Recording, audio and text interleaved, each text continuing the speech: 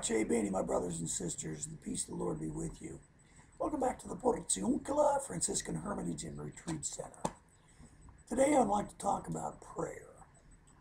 Now, I'm asked many times if I'm a priest or if I'm a deacon, and I'm very emphatic when I say no, absolutely not. I've never been ordained a priest. I've never been ordained a deacon. I'm a lay person, married 41 years now. 5 children, 6 grandchildren. I'm about as far as you can get from someone who's ordained. So the next question is, well then how can you be involved in the Franciscan movement? Well, to answer that, we need to look back at St. Francis of Assisi himself. Francis was a lay person. The movement he began was of lay people. All of the early followers were lay people. It wasn't until later on that under the leadership of Brother Elias, that the Franciscans took on the flavor of the clerics. But St. Francis even made a special consideration for married people, making the third order Franciscan the penitents. So the first order would be the clerics. The second order are the poor clares, the women, the nuns. And the third are the laity. Okay. So I'm asked many times, well then do you preach? And no, I don't preach. If anyone wants to learn about the Holy Trinity, Father, Son, and Holy Spirit, I suggest you go out and buy one of these. If you don't have one in your house already, I think almost every house has one in your household. It's called a Bible. And I'm sure everyone knows what that is. So if you want to learn about Jesus, pick up the Bible, read it, go to Bible study at your church. You'll learn all about Jesus. You certainly don't need to sit here and listen to a lay person beat his gums together to learn about Jesus Christ and Him crucified.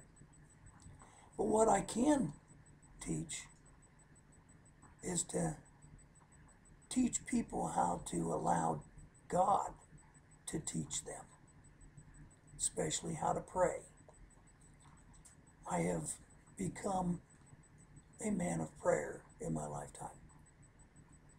One of the most important forms of prayer that we can ever have happens in our church every single week. I'm saying besides the Mass and the Eucharist, I'm talking about the exposition of the Blessed Sacrament, where Jesus is present on the altar in the monstrance. Sister Breeze McKenna is known worldwide as having a healing ministry. And Mother Teresa of Calcutta even labeled her the healing nun, which has stuck with her ever since. Now, Sister Breeze spends a minimum of 2 hours a day in prayer before the Blessed Sacrament on the altar. Now, none of us are expected to do that as lay people with jobs and children, running around getting them to soccer games and what have you. But I'm remembered in Gethsemane when Jesus turned to His disciples and said, "Could you not spend 1 hour with me?" Can we not spend 1 hour a week with Jesus present on the altar? It's the best way to start to learn how to pray.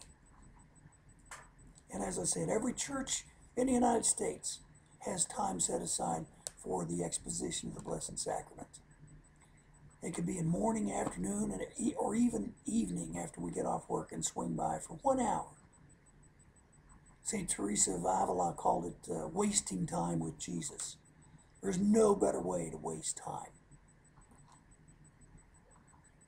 Another thing that Sister Breeze McKenna talks about is how she calls it sunbathing, S-O-N, sunbathing.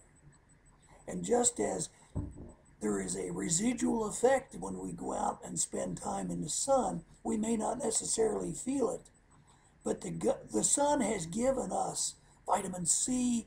It changes the color of our skin. It darkens the pigmentation, what have you. We don't feel it necessarily unless we get burnt. And that's what happens to us when we are before the Son of God and spend time with Him. We may not feel it, but believe me, when we walk away, we are a different person. We have been changed.